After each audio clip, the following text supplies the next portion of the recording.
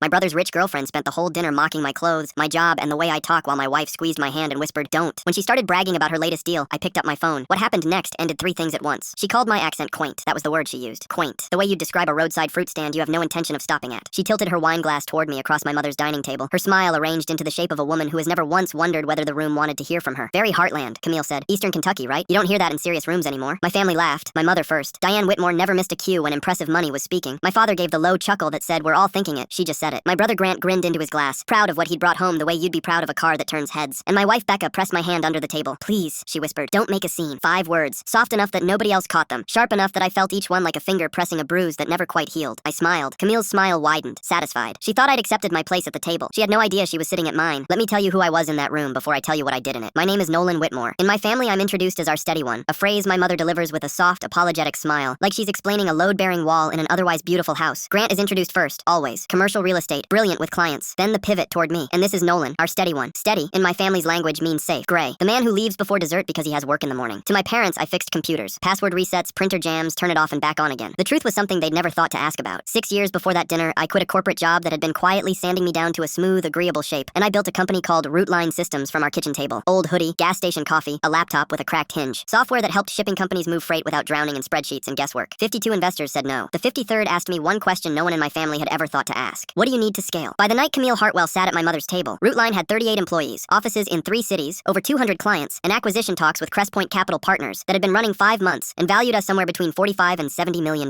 My family knew none of it. Grant had called 3 days before, breathless. "She's different," he said. "Private equity, Wharton. Mom's already planning the wedding." Dinner began, and Camille spoke in the language of people who've learned that sounding large is easier than being substantial. My mother refilled her wine before it was half empty. Then Camille turned to me with the smile of a woman offering charity. "So, Nolan, tell me about your little computer world. Tech support is necessary, obviously, but real value gets created above that level." She called my blazer refreshingly humble, each word a smaller box to put me in. Becca's hand landed on my knee. Not comfort, containment. Then came the accent, quaint, in a heartland kind of way. And the whole warm-lit room agreed that I was the local color at a table that had outgrown me. Something inside me went very quiet, not broken. Broken things fall apart. Quiet things pay attention. Then Camille leaned back with her wine glass and said the thing. "Speaking of real value, I'm in the middle of a major acquisition right now. Logistics software company. Root something." My pulse didn't race. It dropped. "The platform's decent," she continued. "Mid-tier freight tech of all things. We're planning to restructure leadership, cut the redundancies, and flip it inside 2 years. These founders never understand what they're sitting on. They stumble into product market fit, and then people like us come in and professionalize it." The spoon in my hand went still over the creme brulee. Root something. My company. The 38 people I'd hired, one nervous interview at a time. The 200 clients I'd won. The product I'd written ugly first drafts of in an old hoodie at my kitchen table. My mother's eyes shone with admiration. My father asked about timelines. 90 days, Camille said. Fast, close. Nobody at that table knew that the woman performing a deal she had no part in was talking about the thing I'd bled for, in silence, for 6 years. But I knew. And for the first time all night, I smiled for myself. Then I picked up my phone. Click here to watch part 2 of the story.